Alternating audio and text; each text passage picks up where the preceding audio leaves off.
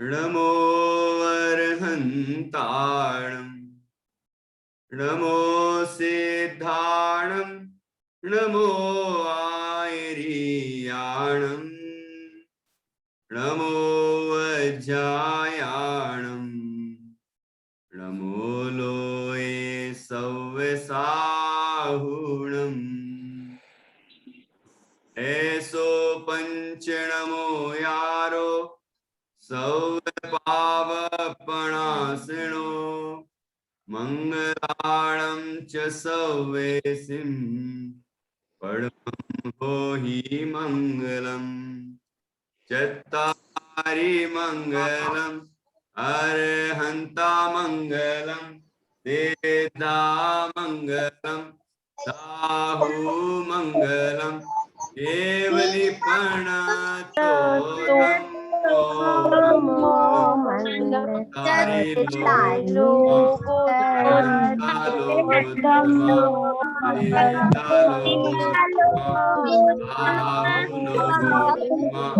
केवली प्रणतो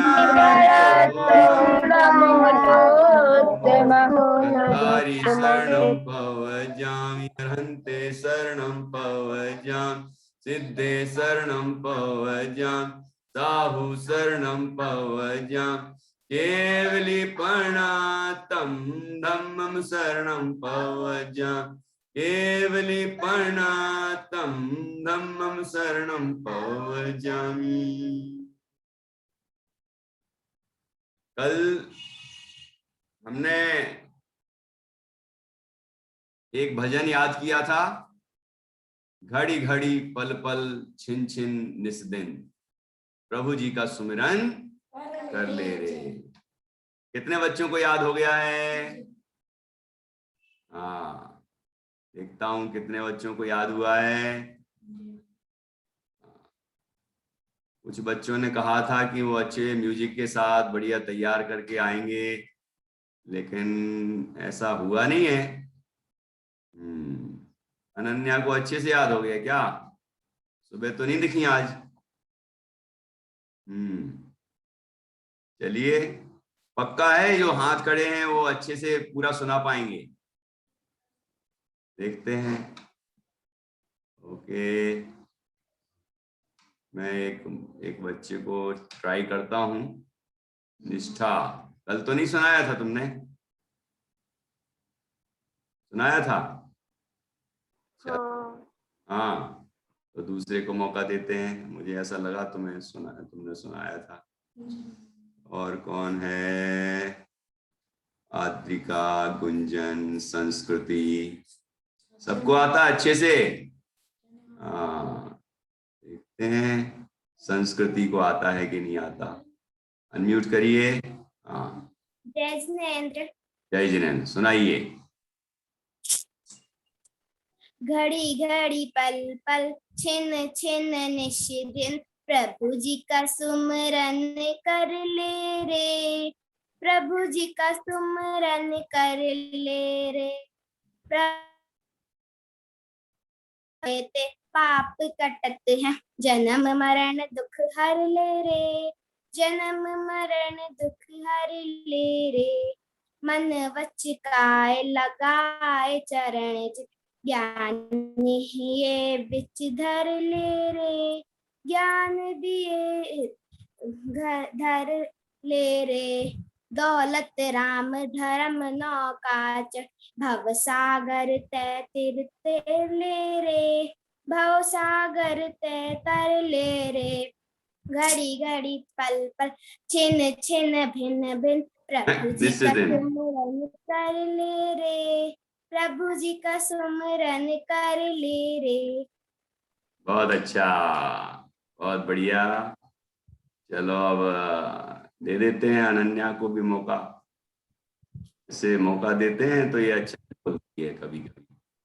आज देखते हैं क्या करती है। हाँ, बोलिए।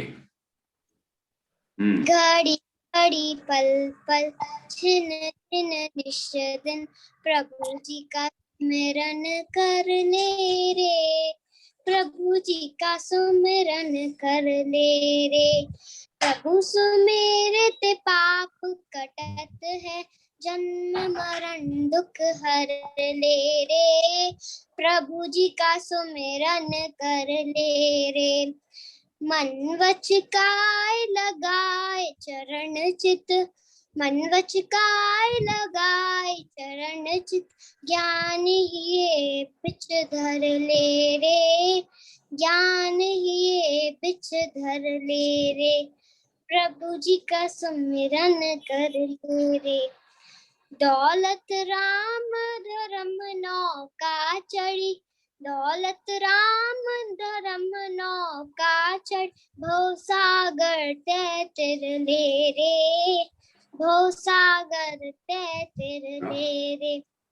प्रभु जी का सुमिरन कर ले रे, प्रभु जी का सुमिरन कर ले रे। जय जय। क्या बात है, आज तो बिल्कुल कमाल कर दिया, एक भी जगह नहीं अटकी है ना। बिल्कुल सही तरीके से, बिल्कुल शुद्ध, पूरे मस्ती के साथ, पूरी भक्ति के साथ बहुत अच्छा बोला है।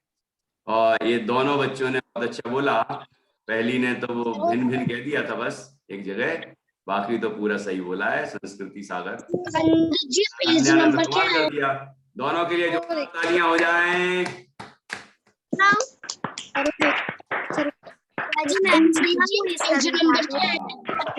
बहुत अच्छा। कुछ बच्चे तो तालियां भी नहीं बजा पाते हैं। पंडित जी कौन से पेज नंबर है? बजा दूसरे की तालियां, बजाओ बजाओ बजाओ। सालवी ताली नहीं बजाते हो। बच्चे तो पंडित जी करते रहते हैं। आएगा पेज नंबर, इसका पेज नंबर चाहिए। बोल ले, खड़ा कर जा। यही जो आप पढ़ा रहे हैं, जो पढ़ा रहे हैं ये 2 बार है ना। मैंने आपको ग्रुप में भेजा था। हमारे चैप्टर अलग हैं। भक्ति पद ये अपना चैप्टर का नाम है। इसमें एक देव भक्ति होगी, एक शास्त्र भक्ति होगी, एक गुरु भक्ति होगी, और सब पुराने आचार्यों की होंगी। पुराने जो कवि हैं, पंडित दौलत राम जी, जी, पंडित जी कॉपी में क्या लिखना है? हाँ, ये वाले दौलत राम जी हैं, पंडित दौलत राम जी, दौलत राम जी, कविवर पंडित दौलत राम जी, ठीक है ना। तो ये दौलत राम जी जो हैं, इनका भजन है। ऐसे भागचंद जी के भजन हैं, और भी बुद्धजन जी के भजन हैं, है ना। ऐसे ध्यानत राय जी, भूधर दास जी, बहुत अच्छे अच्छे एक से एक कवि हैं। बढ़िया बढ़िया भजन इन्होंने लिखे हैं। हम उनमें से थोड़े से भजन पढ़ेंगे अपनी क्लास में। बाकी आपके लिए होमवर्क रहेगा कि आप भी अपने घर में जितनी किताबें हों उनमें से देखना, कोई भजन की किताब होगी तो आप उसमें से भजन पढ़ना, अच्छा याद करना, ठीक है ना। करोगे अपने मन से, जो मैं पढ़ाऊंगा वो तो पढ़ना ही है, इसके अलावा अपने मन से भी कुछ भजन याद करना। अनन्या को ने मास्क क्यों लगाया हुआ है? दूसरी अनन्या ये है ना, घर के अंदर तो जरूरत नहीं है मास्क की, अच्छी शुद्ध हवा लेना चाहिए। और कुछ बच्चे रंगीन रंगीन मास्क लगाते हैं, तो रंगीन कलर भी तो सांस के साथ अंदर जाएगा। कलर का मतलब जो भी गंध होती होगी। और भी कपड़ा भी शुद्ध, मतलब सूती होना चाहिए, कॉटन वाला सूती होता है जो, तो और मोटा नहीं हो, इतना हो, जो जितना बताया गया है उतना सही होना चाहिए, ऑक्सीजन अंदर जाना चाहिए, ठीक है नहीं। हाँ, अनन्या कुछ बताना चाह रही लगता, बता दो, चलो बताओ। हाँ बताओ अनन्या, मास्क लगाने वाली।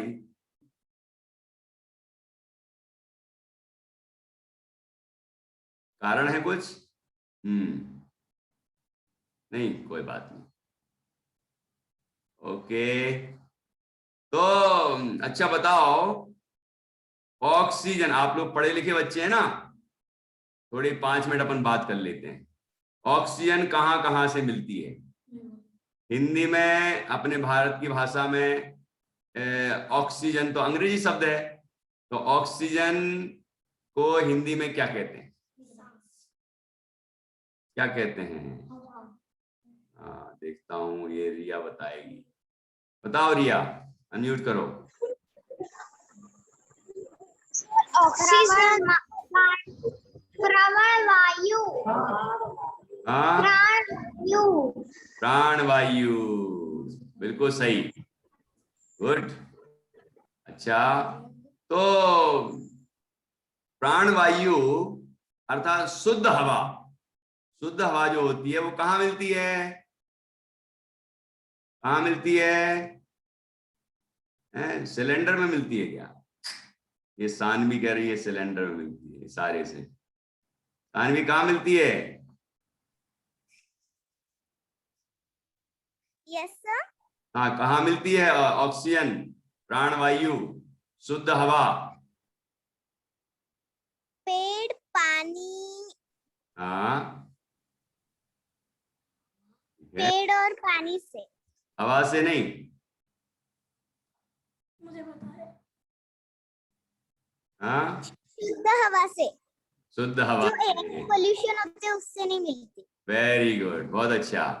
देखो, ये हमारी ये जो प्राण वायु मिलती है हमें वायुमंडल से, वायुमंडल में सारी गैसें होती हैं, तो उसमें प्राण वायु मतलब ऑक्सीजन नाम की जो गैस है वो हमें प्राप्त होती है।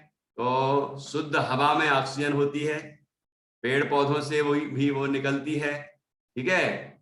और पानी का फॉर्मूला क्या है? वाटर का फॉर्मूला, वाटर का फॉर्मूला क्या है? किसी को पता है? हाँ, समर्थ बताओ, वाटर का फॉर्मूला क्या है? हाँ हाँ, बोलिए। मेरे को नहीं पता। अरे तो क्या नहीं पता तुमने, फिर हाथ क्यों खड़ा किया? वाटर का फॉर्मूला कौन? मैंने नहीं किया, मैंने नहीं किया सर। अरे तुमने गलती कर दी क्या? कोई बात नहीं, चलो देखते हैं अब। तो किसी को नहीं मालूम पानी का फॉर्मूला, वाटर का फॉर्मूला? अरे अच्छा, ये बच्चों को मालूम है। हाँ, अभी बताओ, अभी। हाँ, अनम्यूट करके फटाक से बताइए, बोलिए बोलिए, अनम्यूट हो। हाँ बोलो। H2O, H2O, H2O, तो इसका ओ का अर्थ क्या है? ऑक्सीजन।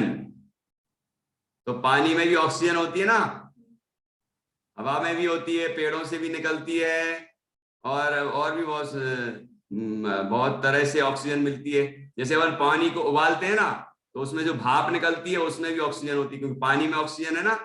तो पानी में ऑक्सीजन है तो वो उससे वो बाहर निकलती है। तीर्थ भी बता रहा है कि H2O होता है।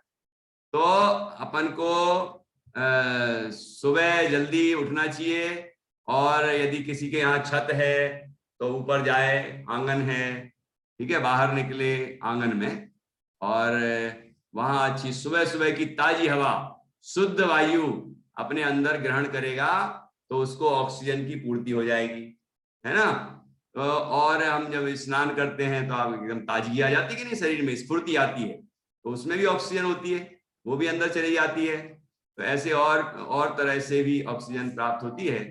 तो हमें ऑक्सीजन के जो स्रोत हैं उनको समझना चाहिए, और उसको ग्रहण करने के उपाय करना चाहिए। मतलब हम सही टाइम से उठें और शुद्ध वायु में रहें, शुद्ध वातावरण में रहें, और बढ़िया जैसे प्राणायाम करते हैं, हमने आपको ओमकार सिखाया है ना, तो ऐसे सब करते हैं तो आपको जल्दी से अंदर बहुत सारी ऑक्सीजन अंदर जाएगी और शरीर में स्फूर्ति देगी, ठीक है। चलिए, आप अपनी पढ़ाई का उपयोग करें, जो पढ़ते हैं ना कहाँ कहाँ होती है, क्या स्रोत हैं, कैसे मिलती है ऑक्सीजन, तो उसका उपयोग करें। हाँ, और यदि अपन ने जैसे, अब वो उसकी नहीं मालूम मुझे अनन्या की, लेकिन बाकी बच्चे यहाँ मास्क लगाए हुए नहीं दिख रहे ना, तो ऐसे घर में हैं अपन, बढ़िया वातावरण में हैं, तो क्यों लगाएंगे। तो अच्छी हवा आना चाहिए, ठीक है। और यदि और वो मास्क भी ऐसा हो कि जिसमें कोई बास नहीं आना चाहिए, और ना उसके कलर की आना चाहिए, मोटा भी नहीं होना चाहिए, नहीं तो ऑक्सीजन तो आनी ही बंद हो जाएगी। मोटा कपड़ा बांध लेंगे तो बाहर की हवा, शुद्ध हवा कैसे अंदर आएगी। और जब हम छोड़ेंगे हवा, गैस छोड़ते हैं ना, तो छोड़ते हैं तो क्या छोड़ते हैं, सांस जो छोड़ते हैं उसमें से क्या निकलता है, सांस जो छोड़ते हैं उसमें से क्या निकलता है, क्या निकलता है बच्चों, सांस छोड़ते हैं तो कार्बन डाइऑक्साइड। हाँ, तीर्थ लिख रहा है। Okay okay good.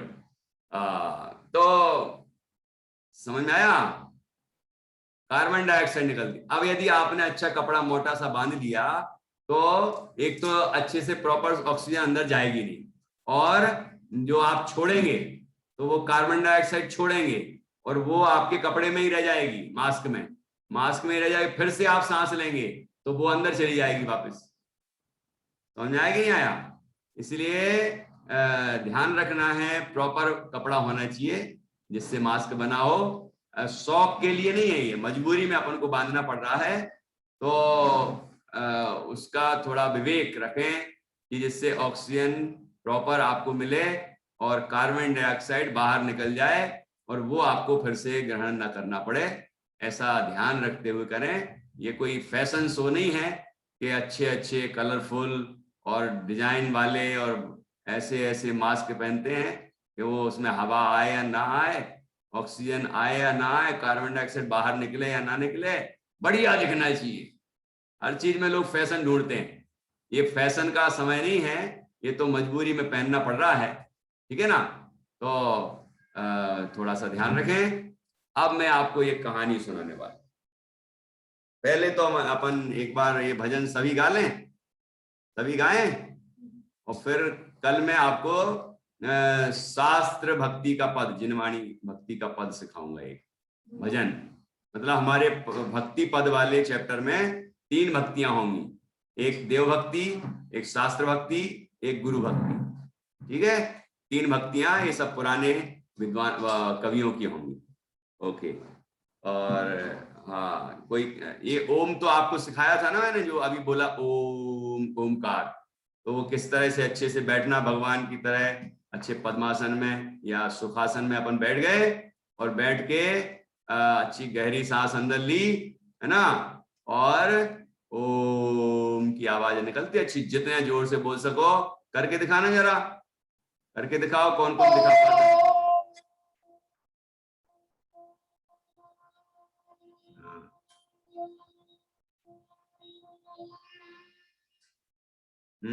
फिर से करो।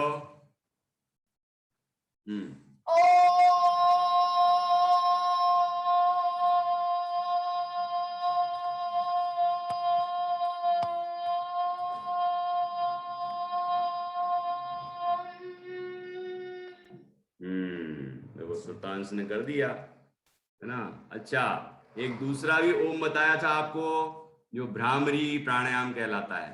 हाँ, कैसे किया था वो, आंखों पर और हाथ रख के उंगलियां रखना है।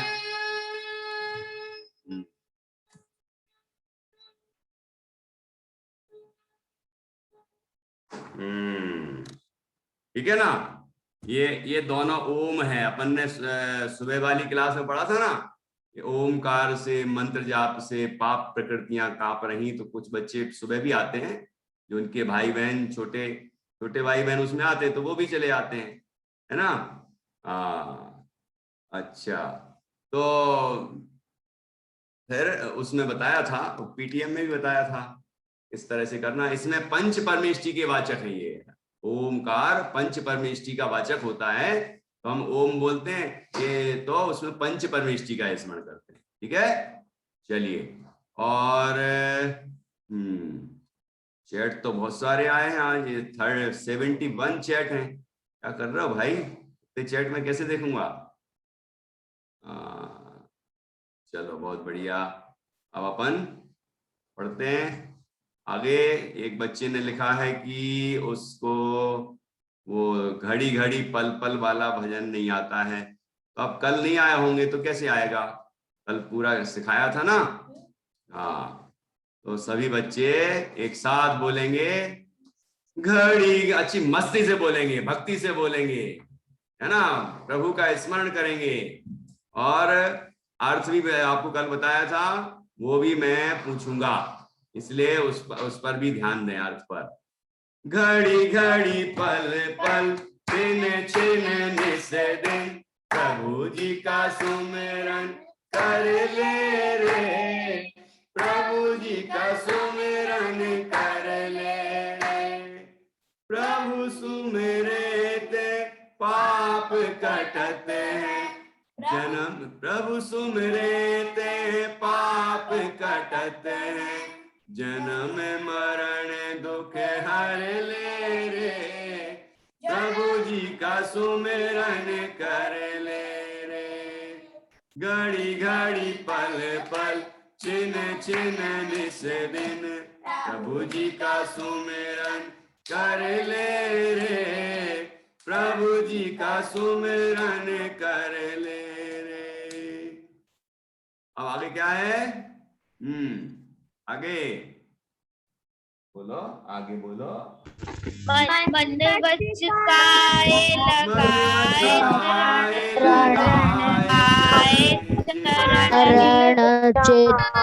बचकाए लगाए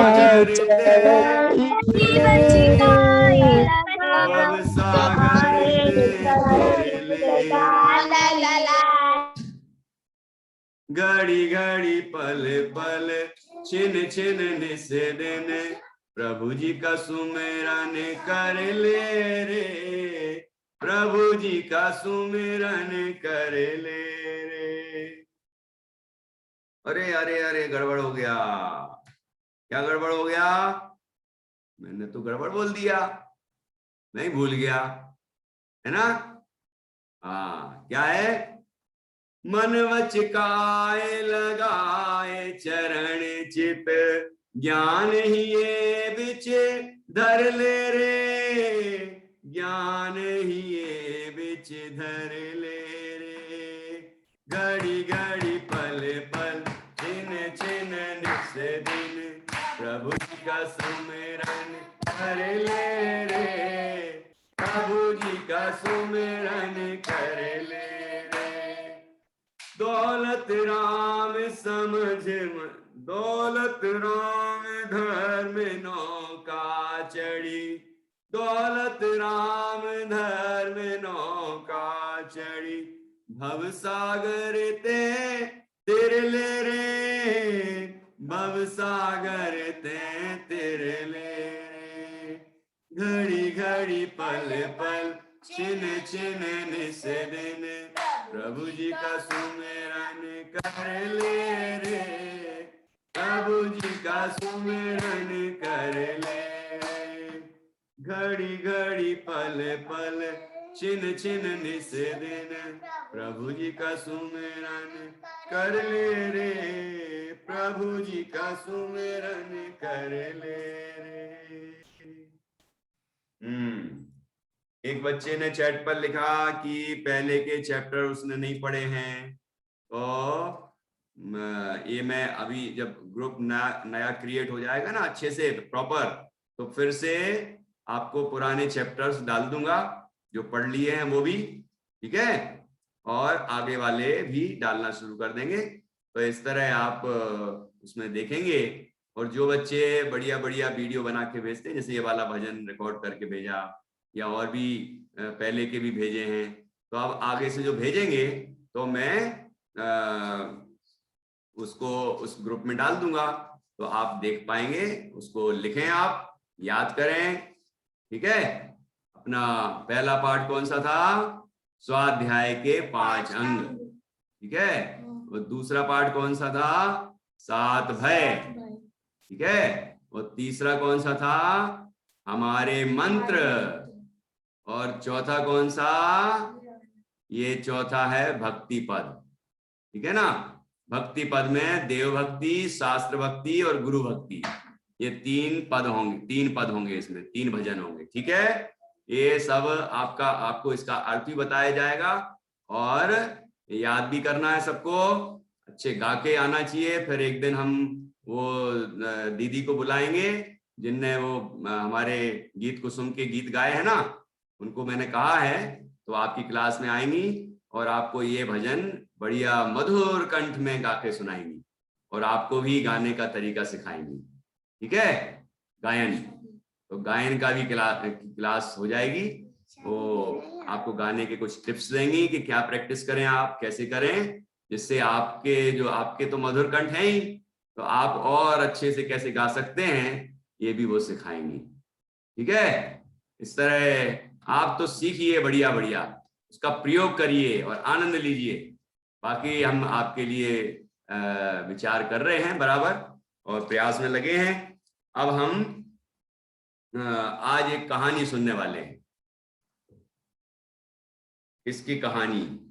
प्रद्युमन कुमार की कहानी सुनी किसी ने? प्रद्युमन कुमार की कहानी भी सुनाऊंगा और प्रद्युमन कुमार के वैराग्य की घटना भी बताऊंगा, और फिर जो वर्तमान में स्थिति चल रही है उस पर भी हम विचार करेंगे उस कहानी के संदर्भ में। ठीक है, 3 पॉइंट रहेंगे। तो सबसे पहले आप चिंता न करें, साध्या बांसवाड़ा लिख रही है मेरे पास लेसन 1 नहीं है। मैंने आपको बोल दिया है सब मिल जाएगा आपको मटेरियल, है ना, कोई चिंता ना करें, सब मिलेगा और प्रॉपर मिलेगा और आप फिर याद करना। ओके, कॉपी में भी लिखना। अभी आप कहानी पर ध्यान दीजिए जो मैं कहानी सुनाने वाला हूं, और बीच बीच में प्रश्न भी पूछूंगा। ठीक है, ये भजन का भी अर्थ आपको कल बताया था, तो उसका अर्थ भी आपसे पूछूंगा। ठीक है, इसलिए ध्यान रखें उसमें क्या क्या बताया है। चलिए पहले अपन आज जितना समय बचा है कहानी सुनते हैं। ठीक है, चलिए। तो प्रद्युमन कुमार कौन थे? श्री कृष्ण जी का तो नाम सुना ही होगा आपने। श्री कृष्ण जी की रुक्मणी नाम की रानी थी, उन रुक्मणी नाम की रानी के पुत्र थे श्री प्रद्युमन कुमार। ठीक है, अर्थात श्री कृष्ण के पुत्र थे। और श्री कृष्ण 3 खंड के अधिपति राजा थे, अर्ध चक्रवर्ती थे, बहुत बड़े राजा थे। ठीक है ना, तो इनको अर्ध चक्रवर्ती राजा कहते हैं। ठीक, तो उनके पुत्र थे वो प्रद्युमन कुमार। उनने जो पूर्व भाव में जो भी उनसे गलतियां हुई थी उसके फल में उनको इस भाव में थोड़ा सा पाप का उदय तो आता ही है। महापुरुष होते हैं तो उनके भी जो उनने पाप किया होगा वो तो उदय आता ही है। पाप या पुण्य जो भी हमने बांधे हैं कर्म, उनका उदय तो आता ही है। तो क्या हुआ कि जब वो 3 दिन के थे, मतलब रुक्मणी रानी से जब उनका जन्म हुआ और 3 दिन के थे मात्र, और अपनी माँ के साथ छत पर सो रहे थे, महल के छत पर, तो वहां से रात को एक व्यंतर देव निकला, देव। तो उसका विमान वहीं रुक गया। जब जिस विमान में जा रहा था ना वो वहीं रुक गया ऊपर। तो उसने देखा यार कौन है, या तो कोई जिन मंदिर होगा तो रुक सकता है ना, मुनिराज होंगे तो रुक सकता है, कोई रिद्धिधारी मुनिराज होते हैं उनके प्रभाव से रुक जाता है, या फिर कोई दुश्मन हो, शत्रु, तो रुक सकता है। तो उसने जब उतर के देखा तो उन्हें प्रद्युमन कुमार एक बालक दिखाई दिया, और उस देव ने अपने अवधि ज्ञान से जाना तो पिछले जन्म में जिसने उनके साथ अन्याय किया था वो नजर आया कि ये बलवान था जब, तो इसने मेरे साथ अन्याय किया था और अब मैं इसको नहीं छोड़ूंगा, अब मैं बहुत शक्तिशाली हूं, इसीलिए अब मैं इसको छोड़ने वाला नहीं हूं। और उस बालक को उस देव ने उठा लिया। ठीक है, ऐसा उठाया और उठा के अपने विमान में बिठाया और ले गया, और ले जाके उसने सोचा कि इसको मार डालूं, खत्म कर दूं। लेकिन छोटा सा बच्चा था तो देव को दया आ गई। उसने सोचा इतने छोटे से बच्चे को क्या मारे हैं, ये तो वैसे ही मर जाएगा, अपन एक काम करते हैं, एक बड़ी सी चट्टान थी, शिला है ना, सोनागिर गए कभी आप लोग? सोनागिर, ऐसी बड़ी बड़ी चट्टानें होती हैं वहां, तो ऐसी वहां भी वो जहां जिस जंगल से जा रहा था, जिस पहाड़ से, वहां पहाड़ी पर ऐसी बड़ी बड़ी चट्टानें थी। तो उसने क्या किया, उसने एक चट्टान को ऐसा थोड़ा सा ऊपर उठाया और उस बच्चे को, प्रद्युम्न कुमार को, उस पत्थर के नीचे दबा दिया। क्या हुआ होगा, क्या हुआ होगा फिर दिया, क्या हुआ होगा सोचो, कि उस बच्चे को उस बड़ी चट्टान के नीचे दबा दिया। तो क्या हुआ, और उसने सोचा कि अब तो वैसे ही मर जाएगा, छोटे बच्चे को, बड़े आदमी को भी दबा दो तो वही मर जाए, है? फिर तो ये छोटा सा बच्चा है, 3 दिन का बच्चा है, तो इसको दबाएंगे तो ये तो मर ही जाएगा। तो ऐसा निश्चिंत होके और वो देव तो वहां से चला गया। फिर क्या हुआ कि वहां से एक विद्याधर राजा और रानी निकले, विमान से आ रहे थे, है ना, सब ये विद्याओं से चलते थे विमान, आजकल तो पेट्रोल से चलते हैं, ठीक है। तो वो विद्या से चल रहा था। अब क्या हुआ कि उनकी नजर एक चट्टान के ऊपर गई, उसी चट्टान के ऊपर, ठीक है, उसी चट्टान के ऊपर पड़ी। तो उनने पता है क्या देखा, वो चट्टान ऐसी हिल रही थी, हैं, हिल रही थी। कैसी हिल रही थी, ऐसी नहीं हिल रही थी, कैसी हिल रही थी, ऐसी ऐसी ऐसी ऐसी ऊपर उठती हल्की सी, फिर नीचे ऐसी ऐसी होती थी, हैं? ऐसी क्यों हो रही थी, पता है क्यों हो रही थी? प्रद्युम्न कुमार सांस ले रहे थे। क्या, प्रद्युम्न कुमार सांस ले रहे थे। तो सांस लेते तो पेट ऊपर उठता है ना, ऐसा अपन सांस लेते हैं, पेट में भरते हैं सांस, तो ऐसा ऊपर पेट उठता है, और सांस छोड़ते हैं तो नीचे, ऊपर नीचे, ऊपर नीचे। तो वो सांस ले रहे थे तो चट्टान ऊपर ऐसी हिल रही थी, ऊपर नीचे ऊपर नीचे ऊपर नीचे। तो विद्याधर ने सोचा ये चट्टान तो ऐसी मैंने कभी नहीं देखी, कि जो अपने आप ही ऐसी हिल रही है, ऊपर नीचे होती है, ये ऐसा तो मैंने कभी देखा नहीं। देखें तो क्या है आखिर इस चट्टान के नीचे? तो क्या देखा उनने, द्रव्य क्या देखा, कि एक छोटा सा बच्चा उस चट्टान के नीचे दबा हुआ था, ठीक है, समझ में आया? तो उनने क्या किया, उनको बड़ा स्नेह पैदा हुआ, अरे इतना प्यारा सा बच्चा है। अब आप बताइए, श्री कृष्ण का बालक है, रुक्मणी बहुत बहुत महान रानी थी, उनकी महारानी थी, पटरानी थी, बहुत सुंदर थी, ठीक है ना, बहुत पुण्यशाली भी थी। लेकिन प्रद्युम्न कुमार का पूर्व में जो उनने कर्म किया था, उसका परिणाम जागा, और पाप का फल तो सबको भोगना पड़ता है, चाहे वो कोई महापुरुष हो, ठीक है, तीर्थंकर ही क्यों ना हो। जब तीर्थंकर राजा होते हैं, मुनि अवस्था में होते हैं, तो उनका यदि पूर्व में कोई पाप किया होगा तो वो उदय तो आता है, पूर्व भावों का कर्म। तो हम, पुण्य भी उदय में आता है, पाप भी उदय में आता है। तो हम भी ये सोच लें कि हम भी जो कर्म कर रहे हैं, वो हमारे भी कर्म हमें उदय में आएंगे। कोई यदि अभक्ष भक्षण करता है, आलू प्याज जमीकंद वगैरह खाता रहता है, और भी जो टॉफी बिस्किट कुछ भी जिसमें वो, कई में तो नॉन वेज भी होता है, ठीक है ना, ऐसी चीजें भी खाए जाते हैं स्वाद के लालच में। तो फिर आप सोचिए, ऐसे पाप करेंगे तो क्या होगा, उसका फल तो मिलेगा ना, किसी को सताएंगे, किसी को मारेंगे, मतलब हिंसा, झूठ, चोरी, कुशील, परिग्रह, क्रोध, मान, माया, लोभ, कोई भी पाप या कसाय करेंगे तो उसका फल तो हमें भी मिलेगा कि नहीं मिलेगा? वो प्रद्युम्न कुमार को भी मिला। तो प्रद्युम्न कुमार ने क्या किया था वो अभी नहीं बताऊंगा मैं, ठीक है, वो बाद में बताएंगे।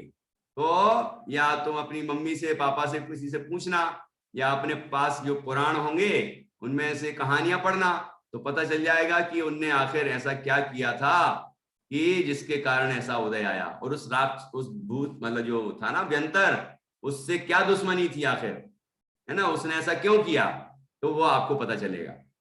तो अब विद्याधर राजा ने क्या किया, उस चट्टान को वहां से हटाया और उस बालक को वहां से निकाला। बालक बहुत सुंदर था, बहुत सुंदर था। ठीक है, वो कामदेव थे।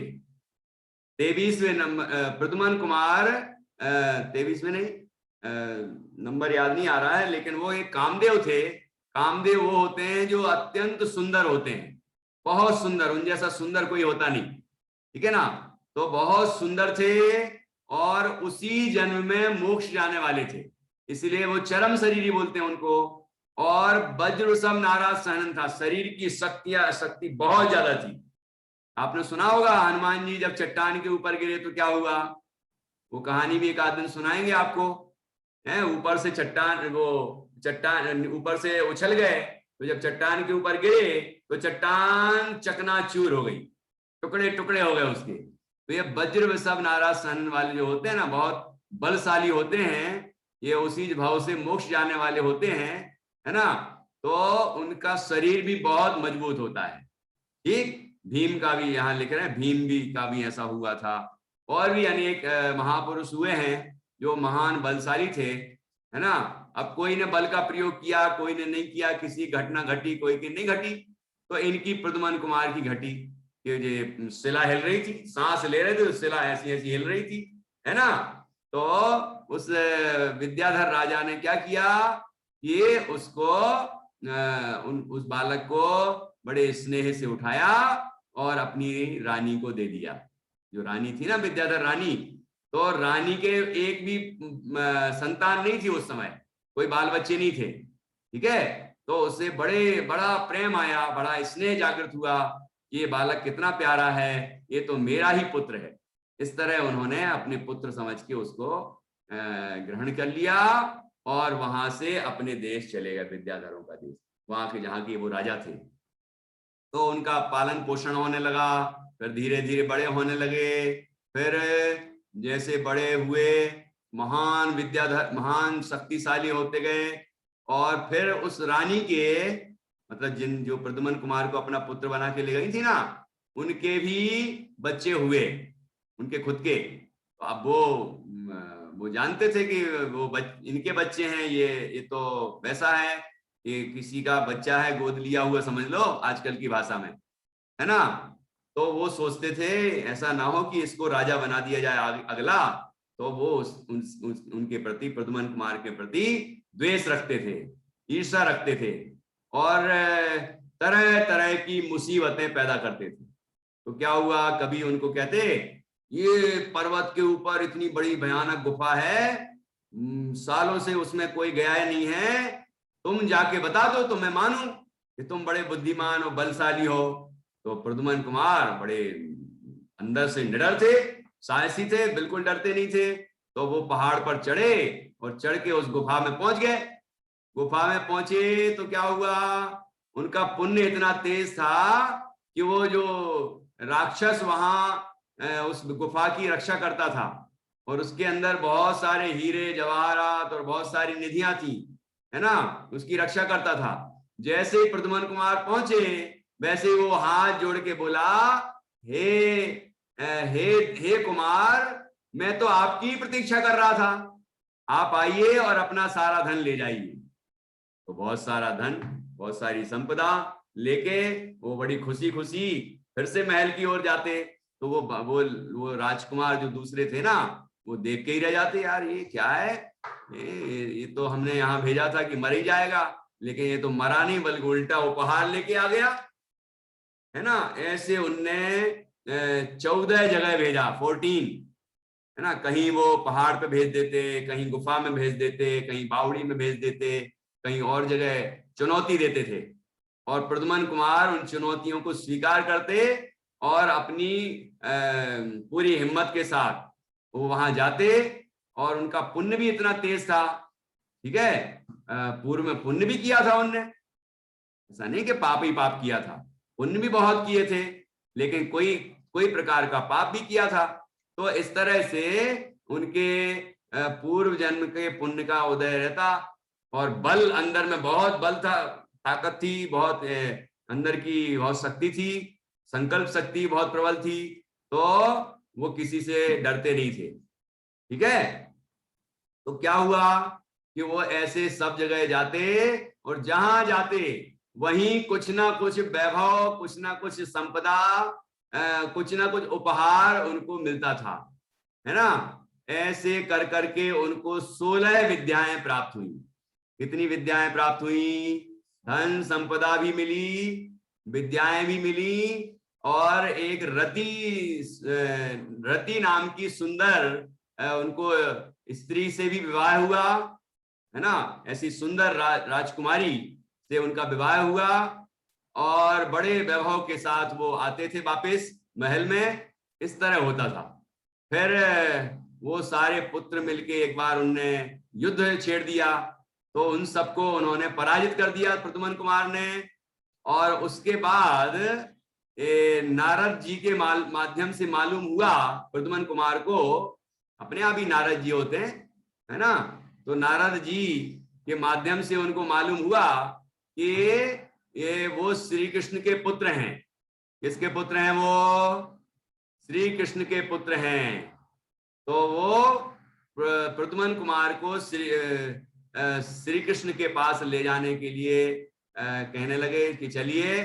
तो वो भी वहां से, तो अब युद्ध हो गया, सब लोगों ने, वो पराजित हो गए वो सारे पुत्र, उनने माफी भी मांग ली। फिर उनने सोचा कि ऐसी झंझट में क्यों रहना है, चलो इनका राज्य इनको ही देते हैं, तो आप ही राजा रहो, आप ही करो, हम चलते हैं यहाँ से। और वो चले गए। तो फिर वहां श्री कृष्ण के पास ऐसे नहीं सोचा कि अपन तो चलते हैं और कहेंगे पिताजी पिताजी मैं आपका बेटा हूं, ऐसे नहीं गया। वो क्या किया उनने? बड़े अपनी वीरता दिखाएंगे ना, बहुत वीर थे वो, तो ऐसे ही थोड़ी चले आएंगे, ठीक है। तो क्या किया उनने? वो जब वहां पहुंचे महल के बाहर, तो पहले नंबर अपनी माँ के पास पहुंचे, और वेश बदल के पहुंचे। वेश बदल के बहुत सुंदर थे, लेकिन उनने अपनी विद्या के बल से अपने को बिल्कुल काला कलूटा और दांत निकले हुए और ऐसा मोटा और ऐसे ऐसे रूप बना लिया, और वहां पहुंच गए। तो रुक्मणी को जैसा मालूम था कि जब पुत्र आएगा तो क्या क्या लक्षण प्रकट होंगे बाहर में, प्राकृतिक क्या परिवर्तन आएंगे, ये उनको किसी भविष्य वक्ता ने बताया था। तो वो सारे लक्षण प्रकट होने लगे। तो उन्हें समझ में आया कि मेरा पुत्र आ गया है, लेकिन ये पुत्र तो दिख नहीं रहा है, ये क्या है, काला कलूटा और दांत निकले हुए हैं और ऐसा है, ऐसा भद्दा रूप है, ये मेरा पुत्र कैसे हो सकता है? अर्ध चक्रवर्ती का श्री कृष्ण का पुत्र ऐसा कैसे हो सकता है? और मेरा पुत्र, वो भी बहुत सुंदर थी, तो ऐसा कैसे हो सकता है? लेकिन अब ठीक है, पुत्र तो पुत्र है, ठीक है। फिर बाद में प्रद्युम्न कुमार ने अपना, मैं पूरी कहानी आपको विस्तार से नहीं सुनाऊंगा, आप पुराण में पढ़ना, अपने मम्मी पापा से पूछना, है ना। और भी इसकी वो कॉमिक्स भी बनी है, चित्रकथा, उसमें भी आप पढ़ सकते हैं, ठीक है। वीडियो वगैरह में भी हो सकती है प्रद्युम्न कुमार की कहानी, तो वहां से आप और विस्तार से देखना। तो अभी मैं आपको तो बहुत संक्षेप में बताऊंगा। फिर क्या हुआ कि प्रद्युम्न कुमार ने, जब माँ बड़ी दुखी होने लगी, तो उनने अपना रूप प्रकट कर दिया, तो माँ बहुत खुश हुई, है ना। और इस तरह से माँ से मिलन हो गया। फिर अब पिताजी से ऐसे ही थोड़ी मिलेंगे, तो उनने क्या किया कि अपनी माँ रुक्मणी को अपने विमान में ले गए, ऊपर जो विमान था ना उनका, उसमें ले गए, और ऐसा शोर मचवाया कि रुक्मणी का हरण कर लिया किसी ने। क्या शोर मचाया? रुक्मणी का हरण कर लिया है। अब श्री कृष्ण को बहुत गुस्सा आया। उनने सोचा कि मेरी पत्नी का हरण कर लिया किसी ने, किसी की इतनी हिम्मत। तो वो पूरी युद्ध सेना को लेके लड़ने के लिए तैयार हो गए, युद्ध के लिए। तो प्रद्युम्न कुमार ने अपनी विद्या के बल से उतनी ही बड़ी सेना बनाई जितनी बड़ी सेना श्री कृष्ण की थी, उनके पिताजी की। तो उसमें आपस में युद्ध हुआ, ठीक है। फिर श्री कृष्ण से प्रद्युम्न कुमार का युद्ध होने लगा। फिर उसके बाद जब युद्ध चल रहा था और श्री कृष्ण को भी समझ में आ रहा था कि कोई वीर है ये, है ना, फिर नारद जी ने श्री कृष्ण को बता दिया कि ये आपका पुत्र है। तो श्री कृष्ण ने प्रद्युम्न कुमार को अपने गले से लगा लिया और खूब खुश हुए, ठीक है। इस तरह श्री कृष्ण का अपने पुत्र से मिलन हुआ और सब लोग अपनी खुशी से रहने लगे। और प्रद्युम्न कुमार के साथ उनकी जो पत्नी थी रति सुंदरी वो भी आई थी। फिर उसके बाद कुछ और भी शादियां हुई और उनका बहुत वैभव था, बहुत पुण्य था। तो इस तरह से चलता रहा। फिर आपको मालूम है श्री कृष्ण के चचेरे भाई थे नेमी कुमार, नेमिनाथ भगवान उनके ताऊ जी के लड़के थे। श्री कृष्ण देखो नेमिनाथ भगवान के जो पिताजी थे वो लोग 10 भाई थे। तो सबसे बड़े भाई थे समुद्र विजय, उनके पुत्र थे नेमिनाथ। और सबसे छोटे भाई थे वसुदेव, उनके पुत्र थे श्री कृष्ण। ठीक है, तो ये चचेरे भाई हुए ना। तो उनको नेमिनाथ को आपको मालूम ही है, नेमिनाथ तीर्थंकर थे। उनको उन्हें दीक्षा ली, फिर मुनि अवस्था में आत्म साधना की, केवल ज्ञान हुआ, उनकी दिव्य ध्वनि खिरने लगी। तो श्री कृष्ण भी दिव्य ध्वनि सुनने जाते थे और भी सभी रानियां और बलदेव सब जाते थे। प्रद्युम्न कुमार भी जाने लगे जब वो आ गए यहाँ पर।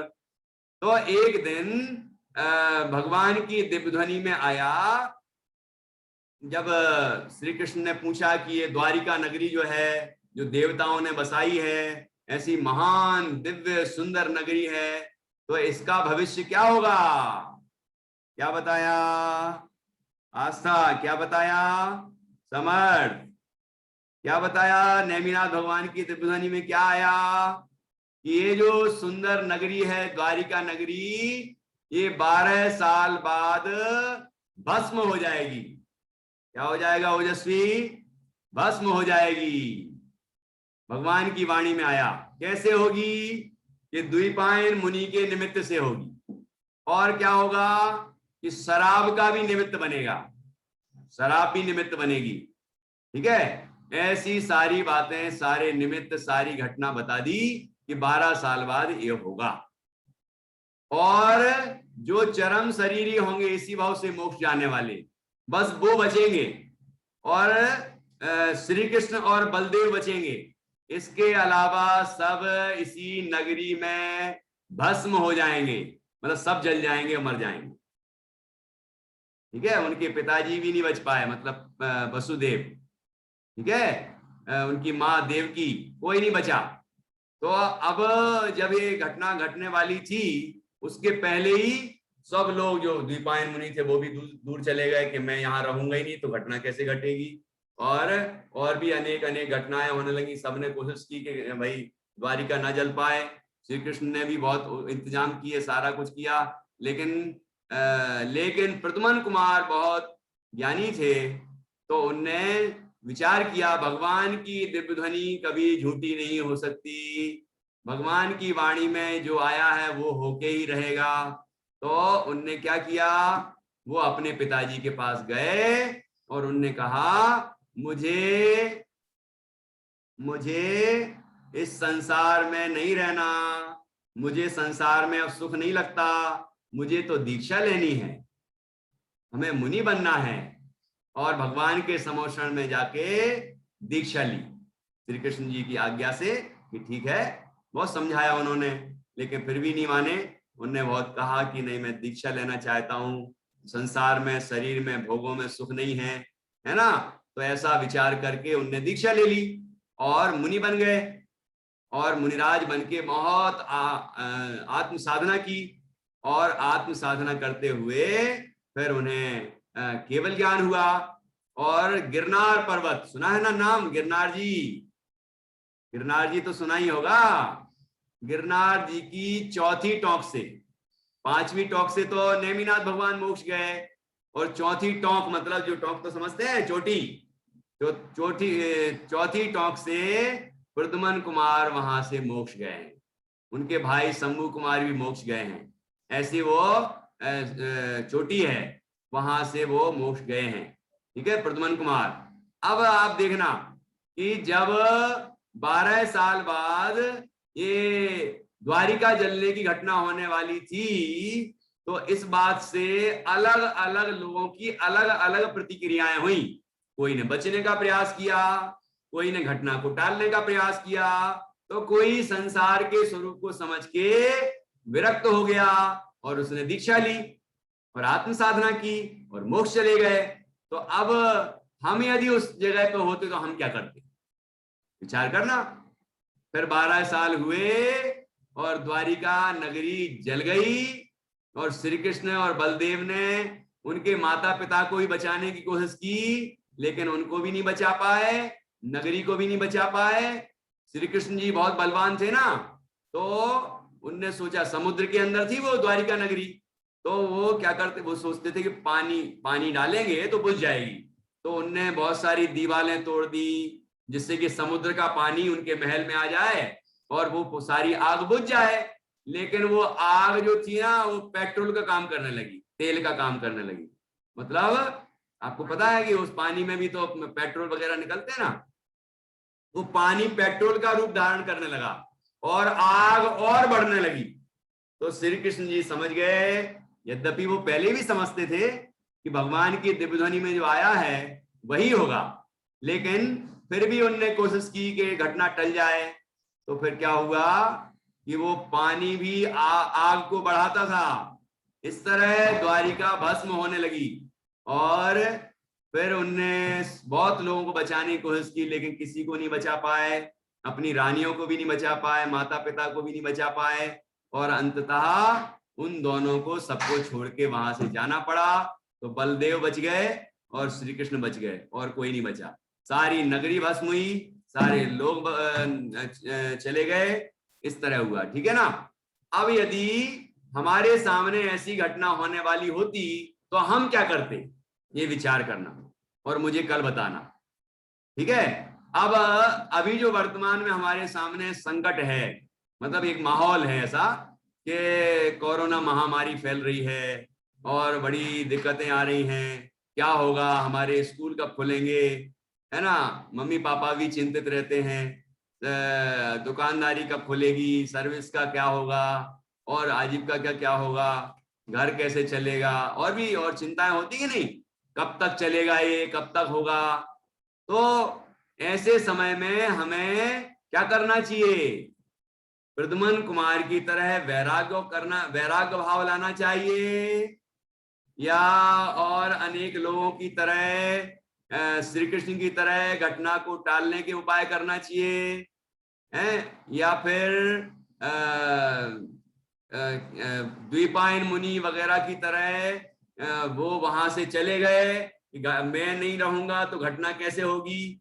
पता है आपको, 12 साल पूरे हुए और उनको गिनती पढ़ने में कुछ वो महीने कुछ एक आध अलग भी होता है, ज्यादा किसी महीने में ज्यादा दिन होते हैं ना, कोई 31 का होता है, कोई 28 का होता है फरवरी, है ना, कोई 30 का होता है। तो इस तरह होता है कि नहीं। तो इस तरह हुआ, तो गिनती में कुछ गलती हो गई और वो आ गए वहां। देखें तो द्वारिका जली के नहीं जली है, तो वहां तो तब तक तो जली नहीं थी, लेकिन वो आ गए और उसके बाद घटना घटी और उनके निमित्त से द्वारिका जल गई। अब मैं नहीं बताऊंगा पूरी कहानी, अभी तो अपन इतनी बात 2 मिनट में ये बात का विचार करेंगे कि हमें भी अभी जो महामारी चल रही है इस समय में वैराग्य का भाव लाना चाहिए। हम भगवान की भक्ति करें, तत्व ज्ञान का अभ्यास करें, स्वाध्याय करें, अच्छी अच्छी बातें सीखें, अपना मन अच्छा रखें, अपने घर में भी अच्छा माहौल बनाएं, अच्छा शुद्ध खान पान रखें। हम अच्छे कार्य करेंगे तो सब कर्म कट जाएंगे और फिर सारा माहौल बढ़िया बढ़िया बढ़िया हो जाएगा। इसलिए व्यर्थ के विचार करने की बजाय हमें अच्छे भाव मन में लाने चाहिए और यही इस घटना से हमें सीखना है कि हम वैराग्य का भाव लाएं। संसार का तो ऐसा ही स्वरूप है, शरीर में तो बताया था ना, एक एक अंगुल प्रमाण जगह में कितने कितने रोग होते हैं अनन्या, कितने कितने रोग होते हैं, 96 रोग बताए थे कि नहीं तीर्थ। एक एक अंगुल प्रमाण जगह में 96 रोग हैं, तो पूरे शरीर में तो रोग ही रोग हैं। तो रोग तो पैदा होंगे ही, आज नहीं तो कल, और हमें शरीर तो छोड़ना ही पड़ेगा। आज नहीं तो कल, कभी ना कभी तो छोड़ना ही है, मृत्यु तो होगी कि नहीं होगी। तो इससे भयभीत नहीं होना है, बल्कि तैयार होना है। हम इतना स्वाध्याय करें, इतना चिंतन करें, इतना ध्यान करें, इतनी भक्ति करें कि हम अपने मन को दृढ़ कर लें और कैसी भी संकट की घड़ी आए उसका मुकाबला कर सकें, ऐसा अपने आप को बनाना चाहिए। प्रद्युम्न कुमार कितने शक्तिशाली थे, कितने बुद्धिमान थे, है ना। वो हर किसी भी चीज से डरते नहीं थे, घबराते नहीं थे। और जब ये वाली संकट की घड़ी आई तो उन्हें संसार से वैराग्य हुआ और उन्होंने दीक्षा ली और महान तप किया और मोक्ष की प्राप्ति की। इस तरह से हमें भी करना चाहिए। हमारा समय हो चुका है, इसलिए आज हम यहीं चर्चा को विराम देंगे। कल आपसे बाकी बात सुनेंगे, ठीक है ना। अब अपन क्लास को ओवर करते हैं और कल के लिए तैयार रहिए। कल मैं आपसे इस कहानी के अंदर से कुछ प्रश्न करूंगा। इतनी विद्याएं थी, आखिर वो शिला क्यों हिल रही थी, और वो किसके पुत्र थे, प्रद्युम्न कुमार, है ना, और वो कौन उनको ले गया था, ठीक है। और इस तरह से कुछ बातें पूछेंगे और इस कहानी से हमें क्या शिक्षा मिली। और ये कहानी जो 12 वर्ष बाद द्वारिका जलने वाली घटना है, इसको अपन वर्तमान महामारी से जोड़ते हुए देखेंगे और हमें क्या करना चाहिए विचार करेंगे। आशीष जैन ने लिखा है टाइम इज ओवर। हाँ बेटा, मुझे मालूम है आपके पास तो वैसे भी ऑप्शन है कि आप लेफ्ट हो सकते हैं, लीव कर सकते हैं ना। तो ठीक है, समय हो गया है। तो बहुत देर से लिख रही है समय हो गया, समय हो गया है। मुझे भी पता है कि समय हो गया है और हम अपनी बात यही पूरी करते हैं और हम भगवान की भक्ति करेंगे। कैसे भक्ति करेंगे? ये भक्ति गाते हुए अपनी क्लास यहाँ एंड करेंगे। घड़ी घड़ी पल पल छिन छिन निस दिन, प्रभु जी का सुमिरन कर ले रे, प्रभु जी का सुमिरन कर ले रे। प्रभु सुमिरते पाप कटत हैं, जन्म मरण दुख हर ले रे, प्रभु जी का सुमिरन कर ले रे। घड़ी घड़ी पल पल छिन छिन निस दिन, प्रभु जी का सुमिरन कर ले रे, प्रभु जी का सुमिरन कर ले रे। मन वचिकाए लगाए चरण चित, ज्ञान हिए विच धर ले रे, ज्ञान हिए विच धर ले रे, प्रभु जी का सुमिरन कर ले रे।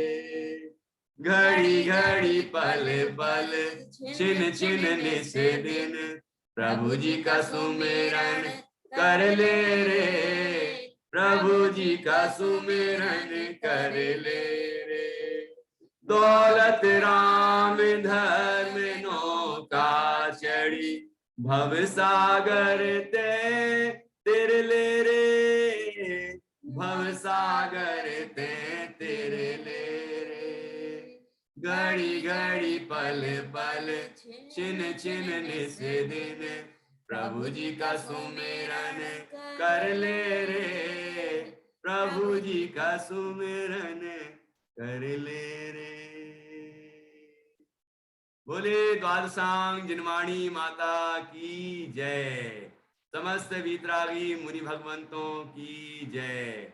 अंतर्मुख मुद्रावन सर्वजन भगवंतों की जय। सभी प्रभु का स्मरण करें और उनके बताए हुए रास्ते पर चलें और अपना जीवन आनंदमय बनाएं और मोक्ष जाने की तैयारी करें, उपाय करें, सभी सुखी हों। ऐसी मंगल भावना से अपन आज क्लास पूरी करते हैं। और मैंने आपको पहले ही सूचना दे दी कि मैं ग्रुप अपडेट कर रहा हूं, इसलिए आप विचलित ना हो। और हम कोशिश कर रहे हैं कि प्रॉपर ग्रुप्स बन जाएं जिससे आपकी सूचना आप तक व्यवस्थित रूप से पहुंच सके, ठीक है। तो कुछ किसी ग्रुप में आप ऐड होंगे, किसी से रिमूव होंगे, वो सब होगा, लेकिन आप डरें, घबराएं नहीं, ये सब व्यवस्था है। आप सारे बच्चे ग्रुप में बराबर ऐड हो जाएंगे और आपको प्रॉपर सूचना मिलेगी। जय जिनेंद्र।